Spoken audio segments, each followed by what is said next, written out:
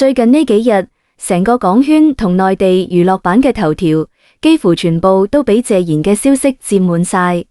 一邊係謝霆鋒青島演唱會第3輪開票，1分鐘之內所有票中直接秒空，粉絲喺台下舉住燈牌等佢登場。另一邊就係全網都喺度傾謝賢嘅遺產分配、身後事安排，各種傳聞轉到滿天飛。好多人刷到新聞嘅第一反應都係點解咁突然？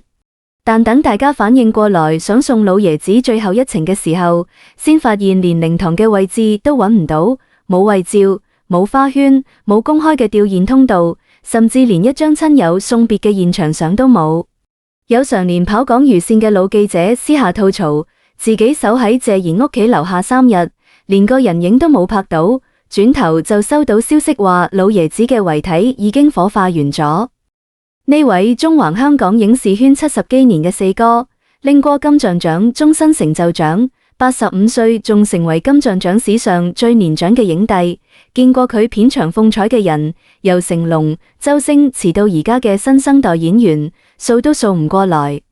但佢最後呢一程走得比邊個都安靜。安靜到好多人反應過來嘅時候，就只剩下滿屏嘅文字消息，連一句當面道別嘅機會都冇。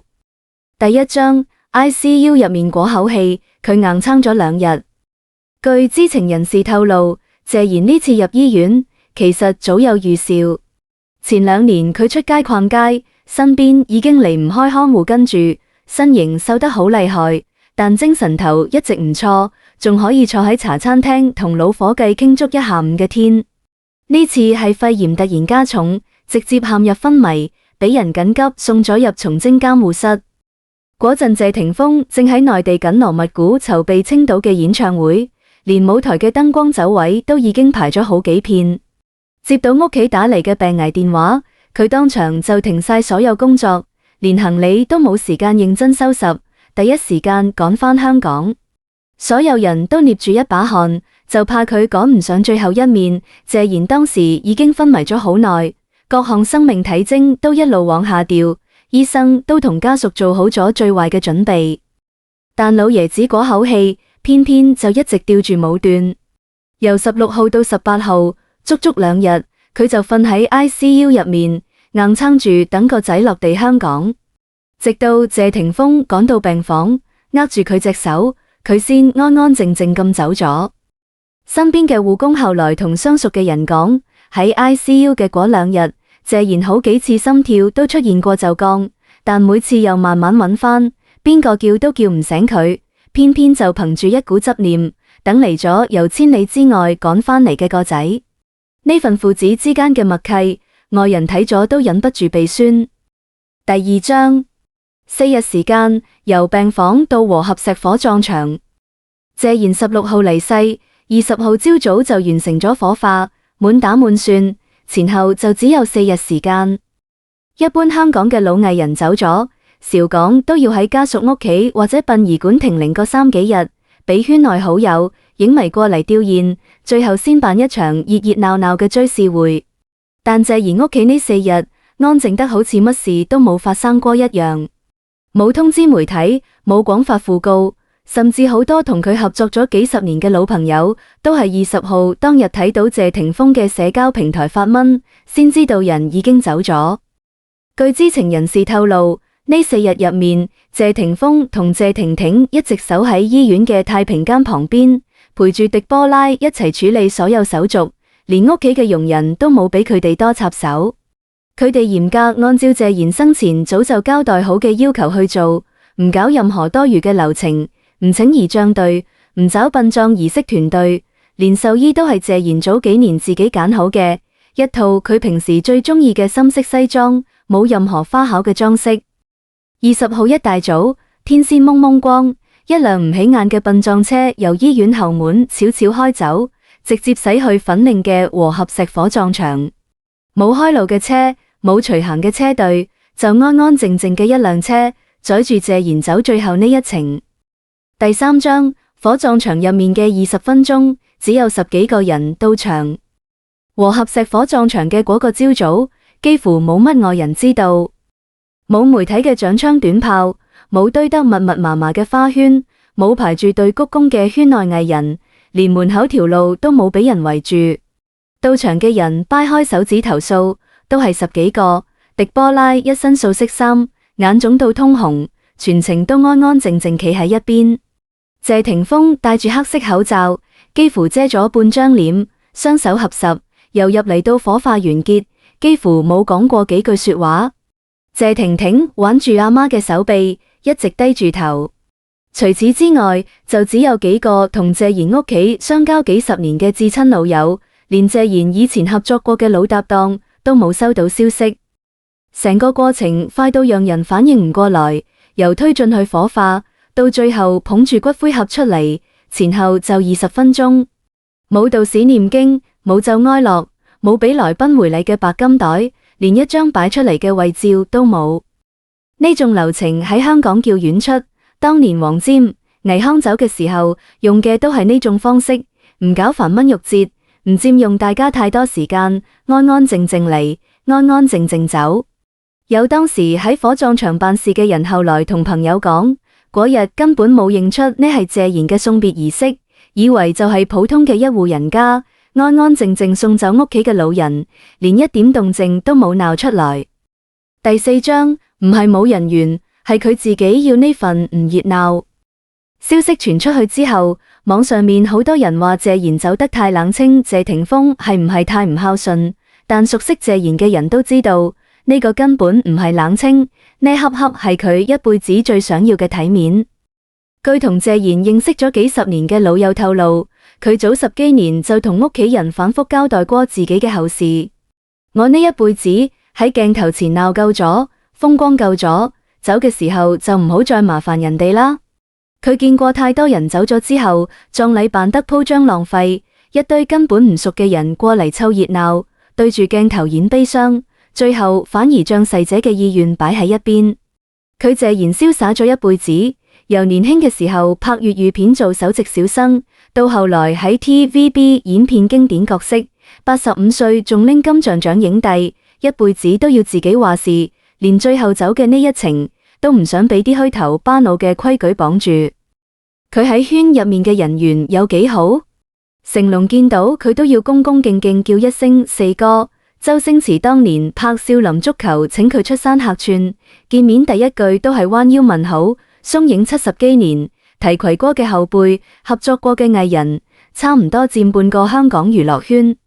但佢就唔想俾呢啲人特意放下手頭嘅工作，千里迢迢趕過嚟弔唁，唔想讓一群人對住佢嘅遺照喊喊啼啼，更加唔想將自己最後一程變成媒體爭相報道嘅娛樂大事件。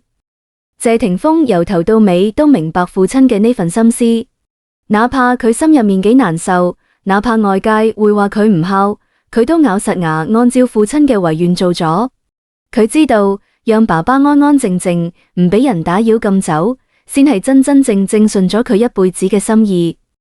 第5章跨咗半個世紀嘅風流，最後都落返喺家人身上。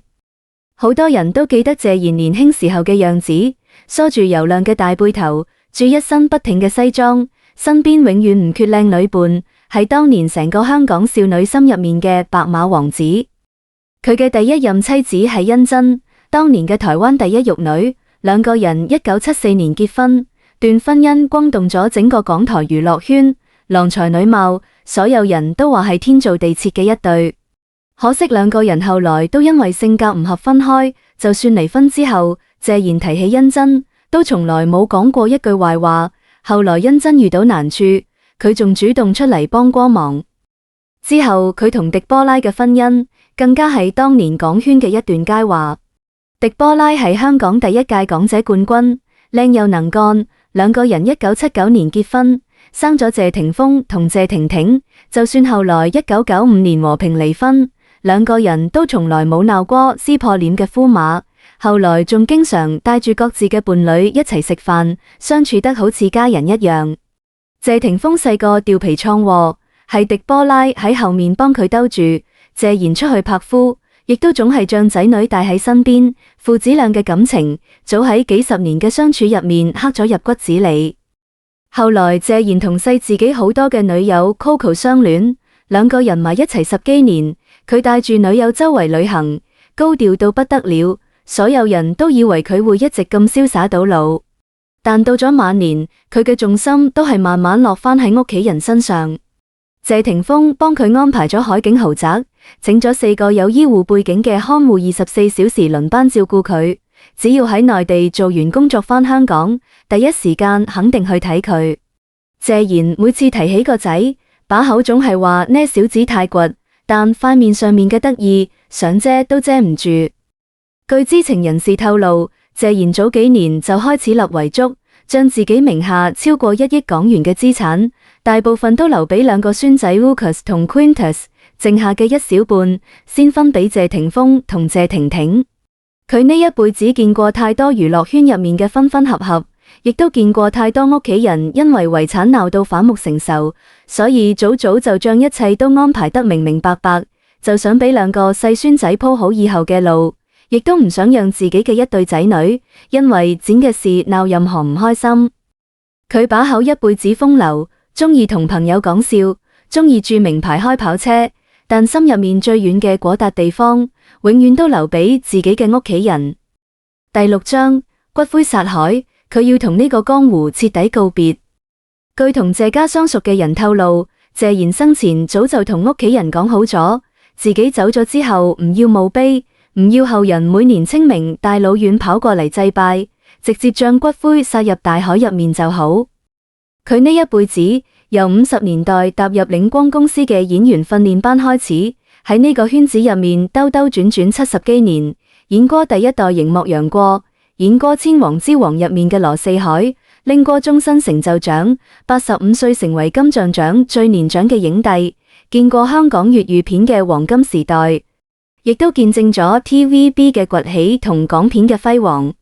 佢喺鏡頭前風光咗一輩子，俾無數人叫四哥，到老咗都唔想俾一塊墓碑困喺細細嘅一方天地入面。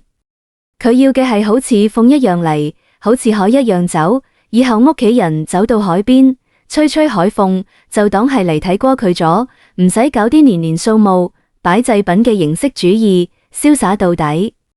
20號火化完嘅當日下午，謝霆鋒先喺自己嘅社交平台發咗嗰條訃告，佢引用咗父親生前最常講嘅嗰句說話來 show must go on， 話俾大家知唔使悲傷，記住佢喺熒幕上面瀟灑嘅樣子就好。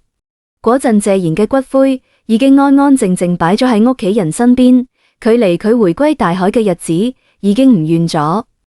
好多人話謝賢呢最後一程太冷清，但你仔細諗下，一個活咗89歲，風光咗一輩子嘅人，最後唔麻煩任何人，唔搞任何排場，安安靜靜按照自己嘅心意離開，呢邊度係冷清？呢明明係佢活咗一輩子先收返嚟嘅最後一份體面。以後香港嘅海邊起鳳嘅時候，話唔定就係嗰個梳住大背頭、叼住雪茄嘅四哥，又返嚟逛呢個佢待咗一輩子嘅江湖啦。